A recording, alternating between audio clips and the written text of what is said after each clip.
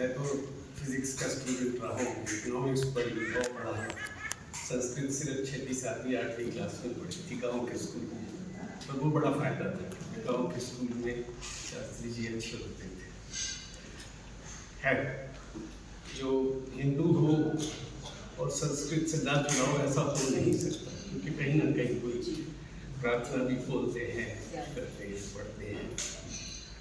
पर आज मैं संस्कृत की बात नहीं कर रहा हूँ, क्योंकि आपके सामने और प्रोफेसर साहब के सामने संस्कृत की बात करना मूर्खता होगी।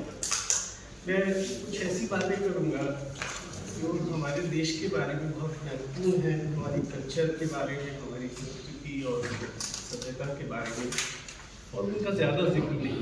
कुछ बातों का तो बहुत होता है, जैसे मैथमेटिक्स की बात करें तो हमारे देश ने ये किया, मैथमेटिक्स में वो किया, सबको पहले से देख चुके हैं। कैसे वो ही दो जगह हो सकता है। पश्चिम के लोगों को बड़ा अटपटा लगा होगा कि एक ही पार्टिकल एक ही समय में दो जगह कैसे हो सकता है, पर हमारे लिए ये कोई अटपटी बात नहीं है। आयुर्वेद की भी बहुत बात होती रहती है। मैं कुछ ऐसी बातें करूँगा जिसके बारे में चर्चा कम होती है। आप सबने आइंस्टाइन का नाम सुना होगा। तो आइंस्टाइन ने उसकी थ्योरी ऑफ रिलेटिविटी में एक टाइम डायलेशन प्रिंसिपल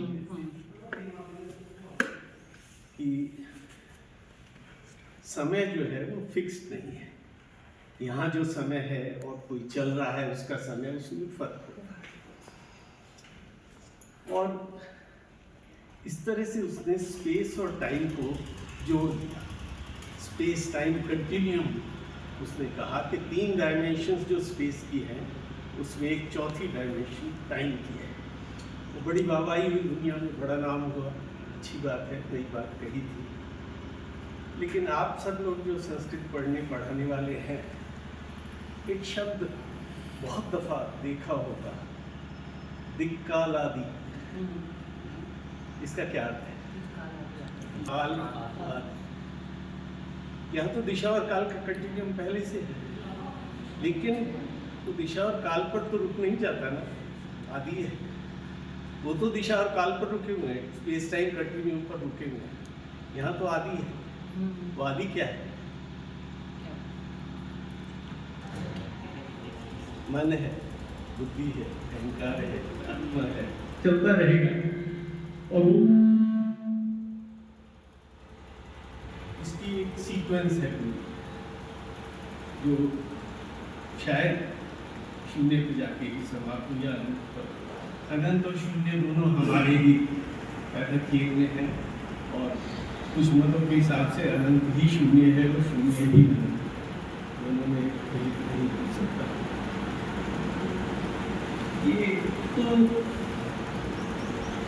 ये बात आप थोड़ा सा इसको निकाला दीजिए, थोड़ा सा विचार करिएगा कि किस तरह से हम उसको सेलिब्रेट करते रहे और इसको इग्नोर करते रहे।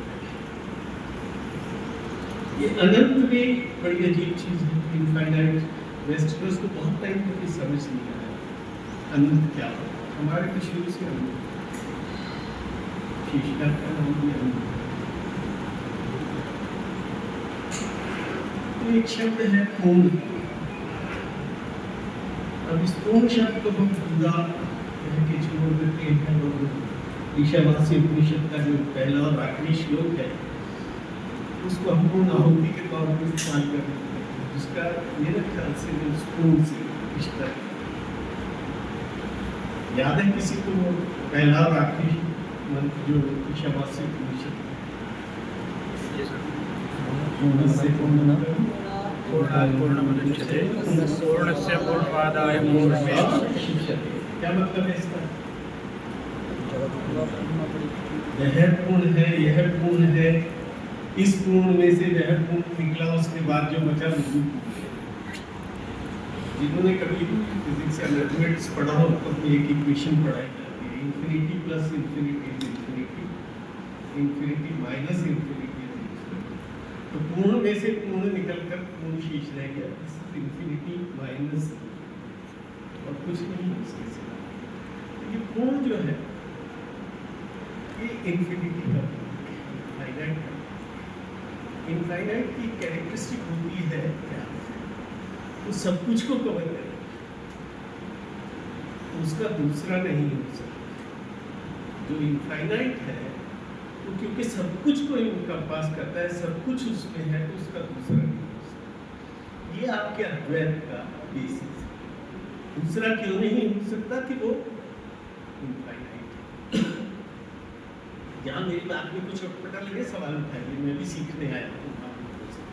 मैं कहीं गलत हो सकता हूँ, मुझे बताइए, मैं फिर उसको विचार करूँ। तो ये जो पूर्ण है, इनफाइनाइट है, ये हमारी फिलॉसफी का रूप है। जब हम ये समझ लेते हैं कि ये सब कुछ एक में एनकम्पास है, वो हम फिर कहते हैं हमें किसी के विचार पराये नहीं लगे। पराया तो तब होगा जब हमसे बाहर होगा। अगर उस पूर्ण में ही सब कुछ है, पराया कहाँ से होगा? हम सबके विचार एक्सेप्ट करते हैं। हमारे कहीं नहीं लिखा कि कौन सा मत झूठा है, कहीं किसी किताब में ये नहीं लिखा होगा कि वो मत झूठा है, भिन्न है। जब शास्त्रार्थ होता था तो जीत हार नहीं, भिन्नता थी दोनों के मत में, जिसने अपने मत को ज्यादा तर्क से सपोर्ट कर दिया, लेकिन दूसरे के मत का हम तिरस्कार नहीं, जिसको सो कॉल्ड हार कहते हैं, उसका हम तिरस्कार नहीं। और इसका सबसे बड़ा सबूत क्या है? चारवाक ने क्या कहा? सब कुछ उल्टा बोला ना, मेटेरियलिज्म है हमारा, जो स्पिरिचुअलिज्म है उसको उल्टा बोला। सब कुछ खाओ पियो मौज करो, घी पियो, कर्ज लो, कर्ज लो, खा जाओ, मर जाओगे, पुनर्जन्म किसने देखा? पुनर्जन्म पता, उसको हमने तिरस्कार नहीं किया। उसको क्या पदवी दी? महर्षि। दूसरे किसी जगह होता, शायद सरपंच से जीता। गैलीलियो को क्या कहा था जब उसने ये कहा कि नहीं, मैंने देखा है अपनी आंखों से कि पृथ्वी सूरज के चारों तरफ घूमती है, सूरज नहीं, तो कहा इसकी आंखें निकाल। यहाँ क्योंकि हम अनंत में विश्वास करते हैं, हमसे बाहर कोई नहीं है, हमसे पराया कोई नहीं है, वो अदरनेस का कॉन्सेप्ट नहीं है, तो हम कह सकते हैं सबके जो अच्छा है उसमें से ये नहीं है, कुछ बकवास भी देगा तो हम लेंगे नहीं, उसको कहीं अपने पास में, हम उसका भी तिरस्कार नहीं करेंगे, पर कहीं अपने पास उसमें से भद्र जो है, अच्छा है, वो ले लेंगे, सब अच्छा उसमें से ले लेंगे। और इस तरह से हम आगे बढ़ते रहे। आपको पता ही है कि ज्यूज कैसे भारत आए थे, जब उनका कैपिटल तोड़ा गया, रेस्ट्रिक्शन 2000 साल करीब हो गए इस बात को। सबने सुन, हम सारी दुनिया से संपर्क में, ऐसा नहीं है सारी दुनिया भी हमसे संपर्क में, किसी की बहुत नहीं, सब मिलते जुलते थे, नाव लेके तब ट्रेड करते थे, सब काम करते थे। उन्होंने सुना हुआ था कि एक देश है जहाँ जाके पिटाई होगी, तो कुछ नाव पे बैठ के कुछ ही ना गए, अपना सिनेगॉग बना लिया। आज किसी ने, मैं एक बार लंदन गया, वहाँ मैंने देखा ज्यूइश म्यूजियम, चढ़ गया ऊपर, बातचीत होने लगी। 1985 की बात, 1985 में हमारा देश बहुत गरीब था, तो जो क्यूरेटर था मुझे कहने लगा, अच्छा भारत से देश है, सबको बिठाए, तो मैंने कहा आपके पास ज्यूइश एनसाइक्लोपीडिया है? तो मैंने कहा इसमें खोलो और कुछ ही निकाला। उसको पता नहीं थी बात की ज्यूज इंडिया है। जब उसने अपने एनसाइक्लोपीडिया में कुछ ही निकाला कि 2000 साल पहले यहाँ ज्यूज आए थे और तब से शांति से रह रहे हैं, तो बाकी सब भूल गया। मैंने कहा उसको, उनका थोड़ी गरीबी और दायरों की बात कर लेते हैं, तो उसके बाद जब पर्शिया बहुत बड़ा एम्पायर था, आपने सुना होगा, दुनिया का सबसे बड़ा एम्पायर पर्शिया था। सारा सेंट्रल एशिया, यूरोप का काफ़ी हिस्सा, एशिया का काफ़ी हिस्सा, वेस्ट एशिया में। फिर वहाँ इस्लाम आ गया। जब इस्लाम आ गया तो पर्शियन जो वेस्टर्न अग्नि पूजा करते थे, उनके फायर टेम्पल से वो भी उन्होंने सुना हुआ था कि भारतीय विश्वविद्यालय जाके बताएंगे गुरुनाव में बैठ के यहाँ पे गुजरात की पोस्ट राजा से मिले। राजा ने कहा तो सबका स्वागत करते एक शर्त है, 5 शर्त। उसका भाषा गुजराती अपनी भाषा में मिल जाओ, हमारे में मिल जाओ। तुम्हारी औरतें साड़ी पहनी, फ्रॉक स्कर्ट्स पहनी। फिर उनको कहा कि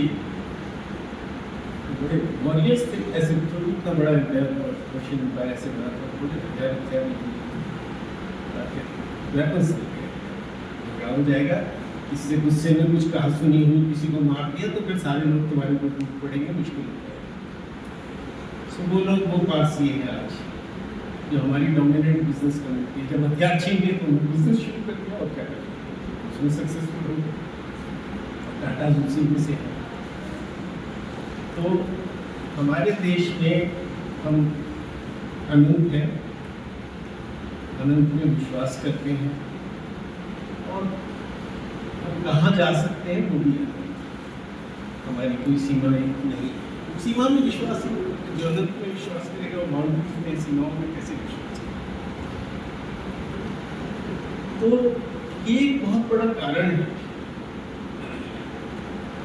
by the way, Jewish curator से मैंने फिर एक सवाल पूछा कि मुझे एक देश बताओ जिसमें ज्यूस के साथ जुल्म ना हो।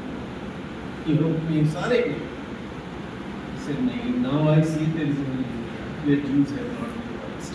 All over the world Jews have been harassed, tortured, killed, Hitler ने बहुत मारा। Anyway, तो ये जो हमारा अनंत का इनफाइनाइट का कॉन्सेप्ट, ये हमें इटर्नल बनाने में इसका हम शाश्वत इसलिए तो शाश्वत में विश्वास करें। जिसको शाश्वत में विश्वास ही नहीं तो शाश्वत हो नहीं सकता। लेकिन हमारे यहाँ तो कर्मयोग की भी बड़ी महत्ता है, कुछ करना पड़ता है अनंत होने के लिए भी, शाश्वत होने के लिए भी। तो ऐसा नहीं है कि आप बैठ जाए और कहें कि बस ऊपर वाला देखेगा और शाश्वत हो जाएगा। कर्म तंग है। तो इंटरेस्टिंगली जो गीता का श्लोक है,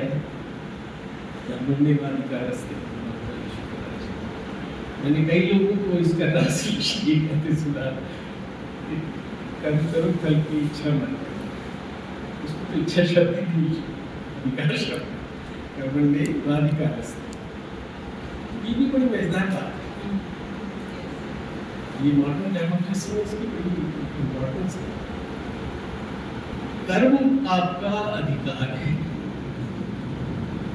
कल पर अधिकार नहीं, कुछ समझाएगा। कर्म आपका, जो आपका अधिकार होता है उसके लिए लड़ते हैं। अगर आपको कोई कर्म करने से रोकता है तो लड़ना भी आपका धर्म है। So I will do my duty and will not let anyone prevent me from. ये इसका कर्मण्येवाधिकारस्ते मीन्स ये मेरा अधिकार है, ये मेरा राइट है। और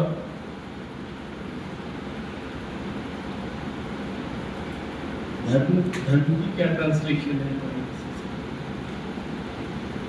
रिलीजन ड्यूटी है, ड्यूटी है।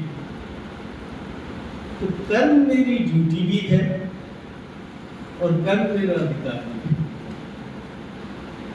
अब वेस्टर्न लॉ में मैंने लॉ पढ़ा हुआ, वेस्टर्न लॉ में ड्यूटी और राइट्स दो अलग अलग। इसका जो राइट है वो मेरे ऊपर एक ड्यूटी कास्ट है। इसका राइट है प्रॉपर्टी का, तो मैं इसकी प्रॉपर्टी नहीं छीनूंगा, ये मेरी। तो राइट ऑफ वन कास्ट से duty of the other. Westerners को ये कभी समझ नहीं आया था कि राइट और ड्यूटी इकट्ठे कैसे हो सकते हैं। कर्म मेरी ड्यूटी भी है और मेरा राइट। तो एक फ्रेंच जूरिस्ट हुआ था डुबी के नाम से, उसमें टी आता है ना, बोलते नहीं है। उसने शायद कहीं गीता पढ़ ली होगी, उसने एक सेंटेंस लिखा, the only right a man has is to do his duty. The only right a man has is to do his duty.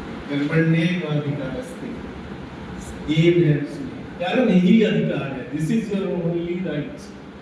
You have the only right is to do your duty, no other right. Duty ने लेकिन यही कहा कि मैंने गीता से लिया है। आज तक वेस्टर्नर्स भी नहीं कहते, हमारे स्कॉलर्स भी नहीं कहते, पर ये लिटरल ट्रांसलेशन और ऐसी बहुत चीज़ें आपको मिलेंगी। जैसे मैंने आपको निकाला भी बताया, ये है जो हमारे यहाँ बहुत पहले से है, लेकिन बाद में उसको कहते हैं सेलिब्रिटी बन गया। तो मैं कह रहा था कि कर्म करना पड़ता है, शाश्वत होने के लिए कर्म करना पड़ता है। कब तक टाइम है मेरे पास? बुरा आदमी बोल जाता है। तो वो एक बड़ी इंटरेस्टिंग बात है, शायद किसी ने आपसे इसमें चर्चा की। एक अलंकार है वक्रोक्ति, क्रिएशन का अलंकार का हिस्सा है वक्रोक्ति। मैं आपको बताता हूँ कि इस वक्रोक्ति का बहुत बड़ा रोल रहा है हमारे शास्त्र में। कैसे गणेश पेपर भी पब्लिश किया कि वक्रोक्ति से कैसे हम शाश्वत। वक्रोक्ति क्या है, क्या कहना भी चाहते हैं, कहते भी हैं, लीड हिम टू इंटरप्रेट। उसको कहते हैं कि अब आप उसके इंटरप्रिटेशन सीधे लिखेंगे। एक दंडी ने महाकाव्य की इंग्रेडिएंट्स लिस्ट की है, उसमें वक्रोक्ति वक्रोक्ति आता है कि अगर उसमें वक्रोक्ति नहीं है तो महाकाव्य। और बहुत जगह ये लिखा गया है कि क्या पढ़ना है उसको, जिसमें वक्रोक्ति दंडी ने लिस्ट किया है कि ये चीजें, जैसे उसमें ज्योग्राफी की है और ये चीजें महाकाव्य में होनी चाहिए तो वो महाकाव्य होगा, नहीं तो नहीं। और उसमें तो कुछ काफी जगह लिखा हुआ है जो आप कह रहे हैं कि अगर वक्रोक्ति नहीं तो क्या पढ़ेंगे, उसको तो सुंदरता ही नहीं है, वक्रोक्ति के बिना कोई जीवन नहीं, इस तरह के। तो वक्रोक्ति में आपको इंटरप्रिटेशन की जरूरत है। इंटरप्रिटेशन क्या है? Opinion of one person. जितने मुंह उतनी बात, 10 स्कॉलर होंगे तो 10 इंटरप्रिटेशन दे सकते हैं। अगर अलग अलग इंटरप्रिटेशन हो जाएंगे फिर रिकंसिलिएशन का कोई तरीका निकालना।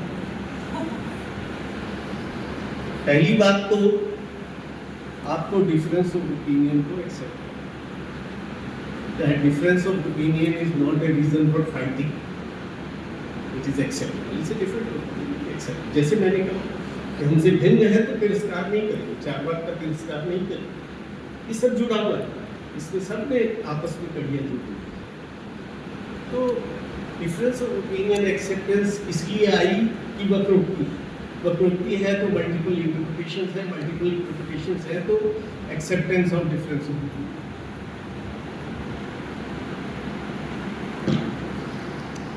अगर acceptance of difference of opinion है तो जो ये कहा जाता है कि फला किसी दूसरे धर्म के ग्रंथ में आप एक कोमा डॉट्स चेंज नहीं कर सकते, बात ही खत्म हो जाती है। आज जो लिखा हुआ मेरा तो मत इससे अलग है। मैं तो कह रहा हूँ ये वक्रोक्ति है, इसका मतलब ये कुछ और है, दूसरा कहता है कुछ और है।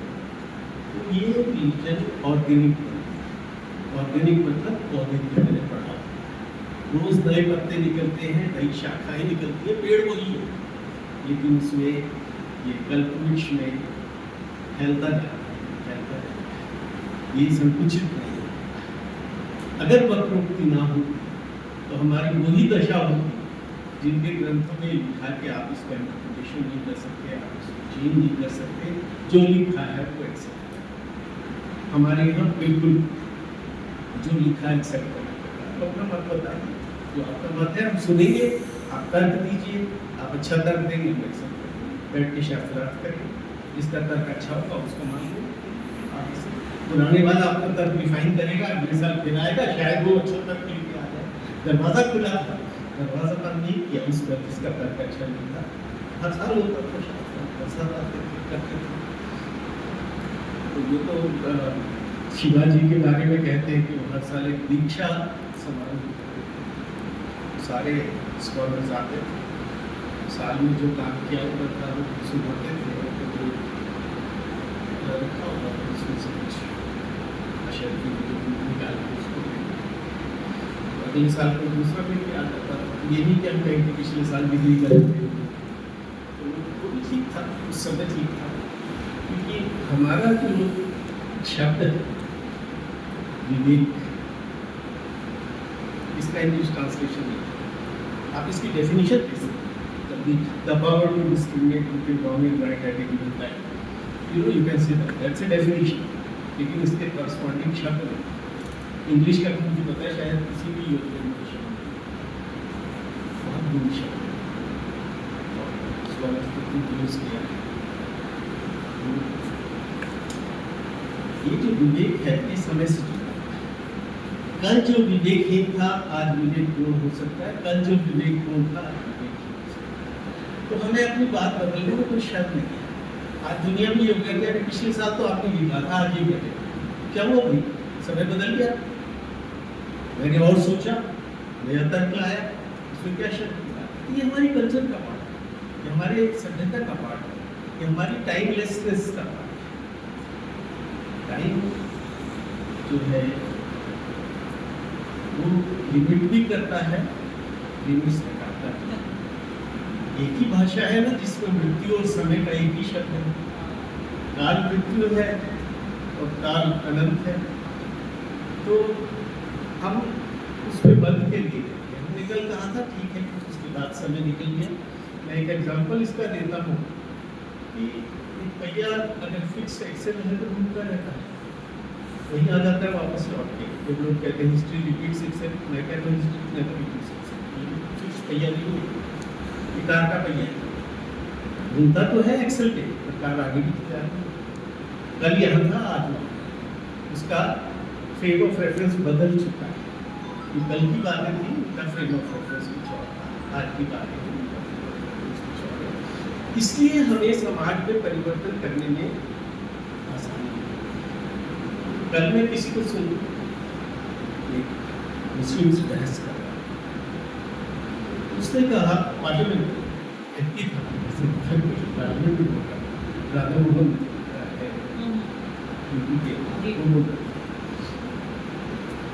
वो कहने लगे कि हमने सभी हर समय के साथ में देखा ठीक नहीं, हम खत्म कर बाल विवाह देखा कि पहले था, विधवा विवाह देखा, हम तो बदलते रहते हैं, हर चीज़ को पहले स्त्रियों को बराबर का हिस्सा धर्म में उसने कहा कि आप बताओ आपने क्या 47 से लेकर अब तक क्या, बस का जवाब। तो हम क्योंकि खुले दरवाजे, हमारे तो दरवाजे, ये तो छत बिना दरवाजे, you can't have a roof without walls, and when you have walls, then you have doors and windows. But if you can make a roof without walls, तो शक्ति की तो दीवारें ही नहीं है, शक्ति ऐसी लगता हुआ है, इसका पूरा साम्राज्य ऐसे ही लगता हुआ है। हमें दीवारें नहीं चाहिए अपनी छत को सपोर्ट करने, हमारी छत जो है वो हमारे विचारों की छत, हम अपने विचारों की छाया में, वो विचार हमें प्रोटेक्ट करते हैं, हमारा थॉट प्रोसेस हमें बारिश से, धूप से, हर तरह की परेशानी से। तो ये जो अनंत बनने की क्रिया है, इसको हमें चलाया यंग है, बहुत लंबी जिंदगी आगे आ गई, 70 पर हो गया, टाइम आ जाए तो लेकिन आपको ये सोचना है कि हम डिब्बा नहीं, we are not a boxed people. The world is getting divided into boxed. एक एक डिब्बा सबने अपना बना रखा है, एक कुछ चैप्टर्स बना रखे हैं, जो आवाज़ जाती है वही लौट के आती है, दूसरी कोई आवाज़ सुनने को तैयार नहीं।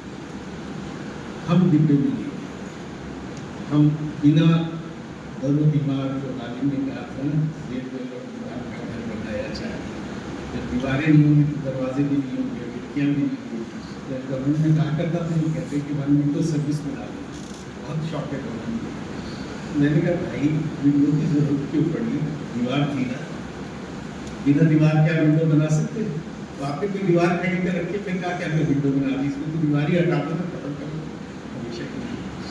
तो आप अपनी जिंदगी में दीवारें ना बनाएं, विचारों की छत बनाएं, विचारों की छत के नीचे रहें, वो आपकी रक्षा करेंगे। और धर्म को भी बंधने न दें। ये धर्म जिस दिन बन गया, समझ लीजिए हमारा उल्टा समय है। बनता कैसे है कि आपने एक इंटरप्रिटेशन दे दिया भक्ति का और कहा कि दिस इज द इंटरप्रिटेशन, अब नहीं होगा। और इसकी वार्निंग हमें अपने भागवत पुराण में एक पुरंजन की स्टोरी, राजा पुरंजन की स्टोरी, फोर्थ काफी लंबी 25 से 28वीं से तक वो चलाते थे। राजा था और उसको शहर मिला, उसके 9 दरवाजे थे, दुनिया भर की कहानी सुनाते हैं और सुनते रहते हैं। लेकिन बाद में सुनने वाला कहता है कि महाराज कुछ समय क्या करने लगा, क्या सुना औरत के तौर पर पैदा हो गया, पढ़ना पुरंजन की स्टोरी का। नारद मुनि ने कहा ये कुछ नहीं है, पुरंजन आत्मा है, उसका एक दोस्त था अभिज्ञात ईश्वर है, और ये 9 ग्रह जो इसका किला था, ये शरीर के 9 दरवाजे हैं, और ये सब करके एक्सप्लेन कर सारा का सारा पूरा एक्सप्लेन कर। उसके बाद से आज तक किसी ने इस कहानी का सेकंड खत्म हो गया, फॉसिलाइज हो गया, इस्लाम की आयत पर गई। सो ये गलती हमें नहीं करनी चाहिए, क्योंकि नारद मुनि ने कहा, भागवत पुराण में दिया, हम लोगों के उस पर सवाल उठाने उठाओ। आदि शंकराचार्य ने एक जगह कहा है कि वेदों पर भी सवाल उठा सकते हो, पर सवाल उठाने के लिए ज्ञान तो होना चाहिए। मैं ये कहा करता हूँ, मैं लेक्चरर भी रहा हूँ 5 साल इसका। किसी ने मेरे से पूछा कि एजुकेशन का गोल क्या होता है। मैं कल की बातें कर रहा हूँ, अनुभव की बातें कर रहा हूँ, कोई बिंदु का नहीं झाड़ रहा हूँ। कहा कि एजुकेशन का गोल क्या होता है। मैंने एक डेफिनेशन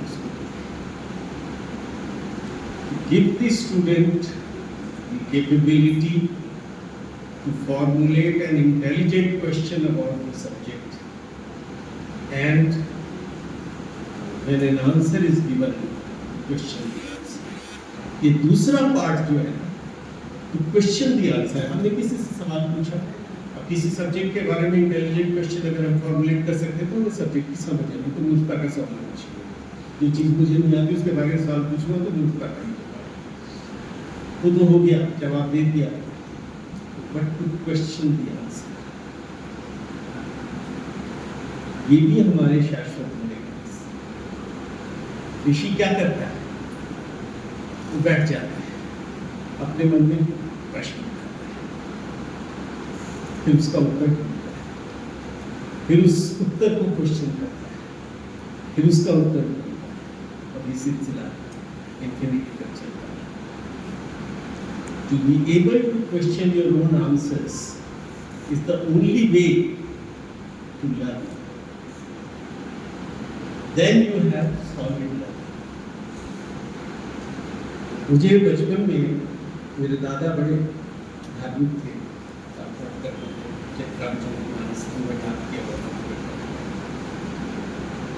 तो उन्होंने मुझे कहा कि सुबह उठो, जब आँख खुली तो अपना हाथ देखो, तो बोलो करावे वसति लक्ष्मी कर्मते सरस्वती कर्मते तो कर्म बातें करते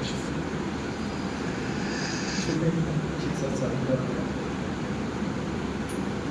तब इसमें तो तीन है, लक्ष्मी सरस्वती ब्रह्मा, इस हिसाब से छाटे गए। बाकी का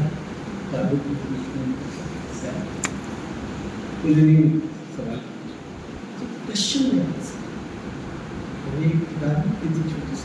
छोटी सी तो बच्चा यही कह रहा है कि my mother encourages me to ask questions, the problem comes when I question every mother gets angry when you question, every teacher also sometimes gets angry question.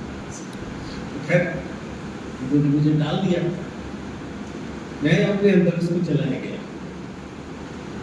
15 साल बाद, 20-21 साल से कम उम्र में एडमिशन कर दिया था। अराउंड दैट टाइम 21 साल का जब मैं हुआ तो मुझे उसका कारण मिला। ये मत रखते थे, ना ये लक्ष्मी है, ना ये सरस्वती है, ना ये ब्रह्मा है। धन, लक्ष्मी को हम धन की देवी नॉर्मली मानते, मेरे हिसाब से नहीं, श्री की लक्ष्मी हमेशा श्री श्री होता है आपका जो नेम एंड फेम, लेकिन हम लोगों ने कहा कि पैसा है तो नेम और फेम तो हो ही जाएगा, तो इसलिए धन से जोड़ दिया। धन तो कुबेर के पास, लेकिन चलो अब तो लक्ष्मी को हम धन की देवी मानते हैं।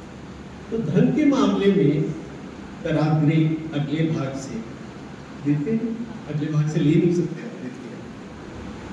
तो ये कह रहा है कि सुबह उठ के प्रण करो तो कुछ ज्यादा तराग्रे वसते लक्ष्मी मीन्स सुबह उठ के मैं लक्ष्मी दूंगा किसी को। यहाँ क्या है, यहाँ रिसीव करते हैं, गोलगप्पे पे खाते हो ऐसे आप बनाते हो लेने के लिए रिसीव करते। कर मध्य सरस्वती, कुछ ज्ञान विद्या कर्म मूल्य स्थित ब्रह्मा। रिश्तवर किसको कहते हैं, क्रिएशन, कुछ बनाना, कोई काम जब हम हाथ से करते हैं उसको रिश्तवर कहते हैं। तो 3 प्रण कह रहे हैं सुबह उठ के लोग, मैं कुछ दान करूंगा, कुछ विद्या ग्रहण करूंगा, कुछ निर्माण करूंगा। अगर हर नागरिक जिंदगी के हर दिन दान दे, विद्या ग्रहण करे और निर्माण करे तो देश पता नहीं कहाँ पहुंच जाए। एक छोटी सी बात से देश का पूरा रूपांतरण हो जाएगा, बदल जाएगा। तो ये बात मैंने सोचता रहा 15 साल के बाद दिमाग में आई। और तो ये जो क्वेश्चनिंग द आंसर है ये बहुत important है। उसके बिना गाड़ी रुक जाती है, उसके बिना फॉसिलाइजेशन होता है, पत्थर की लकीर बन जाती है, जो देश के लिए बहुत हानिकारक है। तो अपने विचारों को छत बनाओ और पत्थर की लकीर बनाओ, उन्हें बदलने की क्षमता रखो कि समय के साथ, देश के साथ दिशा काल दोनों जब बदल जाए, विकाल आदि मन भी बदल जाए, बुद्धि भी बदल जाए, अहंकार भी बदल जाए, आत्मा भी बदल जाए, तो बदल जा सकते, उसको पलट सकते। ये सब जुड़ा हुआ है। आप देखते हैं कि इसमें कुछ अलग नहीं, ये एक पार्ट सब क्योंकि अनंत है। ऐसे ही एक प्रश्न आया, लक्ष्मी का वाहन तो उल्लू और उल्लू तो गाली, इसलिए उल्लू को बुरा मानता है। और फिर वो लक्ष्मी जो श्री की देवी थी, अब धन और श्री दोनों की वो देवी, उसको उल्लू पे बैठाता है, क्या चाहता है उसके अंदर। तो खैर तब तक मुझे ये वक्रोक्ति का पता लग गया था, मैंने समझ गया कि वक्रोक्ति सीधा नहीं है, ऐसा ना वो उल्लू है। तो अब इसका जब मन में विचार करते रहे तो सोचा कि उल्लू की सबसे बड़ी characteristic, what is the biggest most important characteristic of मतलब इसको तब दिखता है जब दूसरे को नहीं, उल्लू को तब दिखता है जब दूसरे को नहीं। अगर मैं बिजनेसमैन हूँ और मुझे अपॉर्चुनिटी तब दिख जाए जब अभी किसी को नहीं दिखी, मेरे पास क्या आएगा, लक्ष्मी आ जाएगी।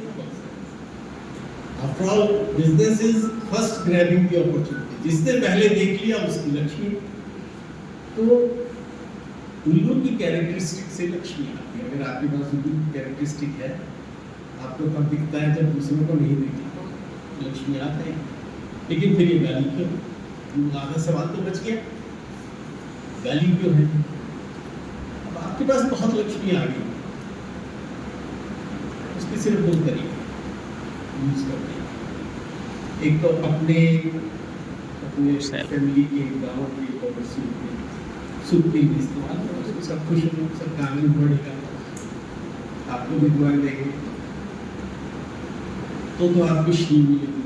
अगर आप उस लक्ष्मी को ऐसे इस्तेमाल करेंगे, खुशी मिलेगी, सब आपकी वाहवाही करेंगे, कितना अच्छा।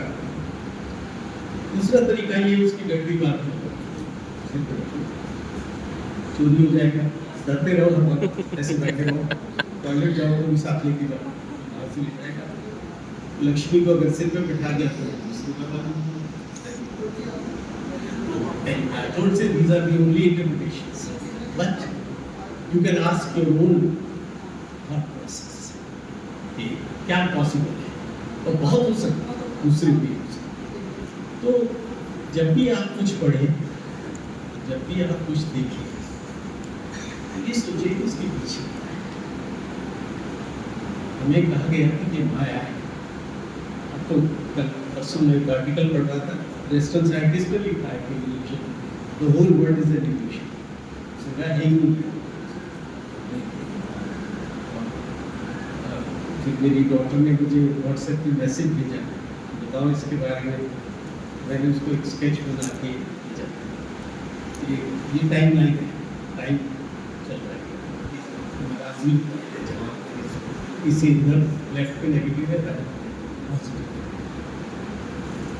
मान लीजिए इस पॉइंट पे आगे टाइम एक लूप ले लें तो वही आ जाए t0, जैसे हम t0 पे था, लूप लिया लंबा सा, और वही आ गया। कितना टाइम बच गया? 0। t0 माइनस t0 वही तो है। This is the illusion called life. हम सोचते हैं बहुत लंबा जीवन बिता रहे हैं, लेकिन पहुंचते वहीं उसी बिंदु पर जाकर पहुंच जाते हैं। कोई समय उसमें शायद खर्च नहीं होगा। तो ये चीज़ें आज वेस्टर्न वर्ल्ड बहुत तेज़ी से ढूंढ रहे हैं, क्योंकि लोगों ने उनका समन्वय करने की कोशिश की है। हमारी फिलॉसफी और क्वांटम फिजिक्स पर्टिकुलरली उसके अंदर वो समन्वय करने की कोशिश कर रहे हैं। ज़्यादातर समन्वय यही होता है कि हमारी बात कहते हैं, उसमें नई बात निकल नहीं है। तो फिर स्पेस और टाइम क्या सेपरेबल है? क्या ऐसा हो सकता है कि वहाँ स्पेस ना हो? मृत्यु के बाद क्या होता है? क्या सिर्फ टाइम रह जाता है? शायद इसीलिए मृत्यु को काल कहा है, स्पेस खत्म हो जाता है। स्पेस में क्या होता है? ट्राई टू अंडरस्टैंड, थोड़ी सी टेढ़ी बात है। स्पेस में activity, space is related to activity, चल रहा है। टाइम में इवेंट, यहाँ ये था, यहाँ बीच में क्या था? क्योंकि ये साइंस में और भी मानते हैं कि वर्ल्ड जो है डिस्क्रीट है, कंटिन्यू, उसमें गैप चाहे जितना भी हो, पर डिस्क्रीट पॉइंट्स है, पॉइंट्स। तो एक वर्ल्ड जिसमें एक्टिविटी दिखती है, उसमें स्पेस है, और एक्टिविटी दिखती नहीं, सिर्फ इवेंट्स दिखती है, तो सिर्फ टाइम। फिर टाइम भी चला जाएगा, तो उसके बाद जैसे मैंने कहा हायरार्की, मृत्यु शायद एक नहीं है, मृत्यु स्पेस से मृत्यु है, टाइम से मृत्यु है, मन से मृत्यु है, मन भी हो जाएगा, बुद्धि से, इंटेलेक्ट से मृत्यु है, से ईगो से मृत्यु, मतलब कितनी मृत्यु है, तो आखिर में मैं एक बात आपको इंटरेस्टिंग बताऊंगा, तो किसी ने नहीं बताई होगी, क्योंकि मैंने भी किसी से पूछा। एक सवाल उठाया जाता है, हम कहते हैं कि ऋग्वेद में नीति नहीं, नॉट दिस, सब कुछ निकाल दो तो जो बच जाएगा वो ईश्वर निकाले जाओ, मतलब कुछ भी नहीं बचेगा, non existence. Our God in final analysis is non existent. तो वो ये कहते हैं, वेस्टर्नर्स इस पे एक सवाल उठाते हैं कि नॉन एग्जिस्टेंट से फिर एग्जिस्टेंस कहाँ से आएगा? उस पे जो नॉन एग्जिस्टेंस था उसमें एग्जिस्टेंस कैसे? हालांकि कोई बहुत इंटेलिजेंट सवाल नहीं है, पर सवाल उठता है तो जवाब तो देना पड़ेगा ना। You can't say you are unintelligent so I don't answer. तो इसका मैं आपको सिंपल सा एक उदाहरण, जिन्होंने थोड़ा बहुत मैथमेटिक्स पढ़ा है, पॉइंट क्या डेफिनेशन है उसकी, ना लंबाई है ना चौड़ाई है ना ऊंचाई। पॉइंट उसको कहते हैं इसकी ना लंबाई है ना चौड़ाई है ना ऊंचाई, जीरो डायमेंशन। लाइन की लंबाई है, चौड़ाई और ऊंचाई नहीं। सरफेस की, टू डायमेंशनल सरफेस की लंबाई और चौड़ाई है, ऊंचाई नहीं। और थ्री डायमेंशनल ऑब्जेक्ट की लंबाई, चौड़ाई, ऊंचाई तीन। सो जीरो डायमेंशनल पॉइंट है, वन डायमेंशनल लाइन है, टू डायमेंशनल सरफेस है, थ्री डायमेंशनल सॉलिड है। लाइन कैसे बनती है? पॉइंट टू पॉइंट पॉइंट लगाए जाओ, पास लगाए जाओ, ऐसे ही होता है। आप किसी को लाइन को मैग्नीफाई करके देख लो, आपको अलग अलग पॉइंट दिखेंगे। तो जिसकी डायमेंशन थी ही नहीं उसने वन डायमेंशन कैसे क्रिएट कर? अब इसकी वन डायमेंशन है, लाइन लाइन लाइन लगाए जाओ तो सरफेस बन जाएगा। इसकी एक ही डायमेंशन थी, उसने दो डायमेंशन कैसे क्रिएट कर? सरफेस सरफेस सरफेस लगाए जाओ तो सॉलिड बन जाएगा। सो तर्क है, तर्क कई बार सत्य का दुश्मन होता है। लेकिन अगर कोई ऐसा सवाल पूछे तो उसका जवाब है कि जो एक में नहीं है वो उसकी उत्पत्ति जिसकी करना है उसमें हो सकती है, जिस possible to say that if God did not have any attributes, हम कहते हैं उसमें तो कोई एट्रीब्यूट्स है ही नहीं, तो निर्गुण निराकार है। तो जो निर्गुण निराकार है वो सगुण कैसे पैदा करता है? तो ये पॉइंट कैसे लाइन और सरफेस पैदा करता है? छोटी सी बात है। थैंक यू वेरी मच, आपने मेरी बात को सुना।